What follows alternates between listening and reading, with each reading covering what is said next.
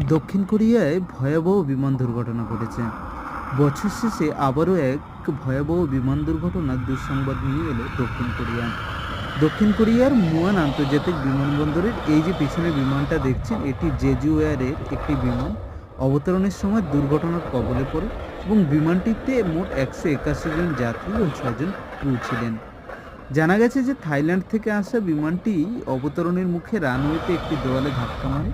এই ধাক্কার ফলে বিমানটিতে আগুন ধরে যায় এবং তা দ্রুত ছড়িয়ে পড়ে। এখনও পর্যন্ত 177 জনের মৃত এবং 2 জন সেন্সলেস অবস্থায় হাসপাতালে ভর্তি রয়েছেন। রানওয়েতে ছিটকে পড়া ধ্বংসাবশেষের মধ্যে উদ্ধার কাজ কিন্তু চলেছে। সোশ্যাল মিডিয়ায় এই ভিডিওটি ছড়িয়ে পড়ে, যেখানে দেখা যায় অবতরণের সময় বিমানটি হঠাৎ রানওয়েতে পিছলে যায় এবং আগুন ধরে যায়। যাত্রীদের চিৎকার ও আতঙ্কময় পরিস্থিতি ভিডিওটিতে স্পষ্ট রয়েছে। দক্ষিণ কোরিয়ার সংবাদ সংস্থা ইউএনহাপ জানিয়েছে যে ল্যান্ডিং গিয়ারের ত্রুটির কারণে বিমানটি নিয়ন্ত্রণ হারিয়ে রানওয়ে থেকে ছিটকে পড়ে।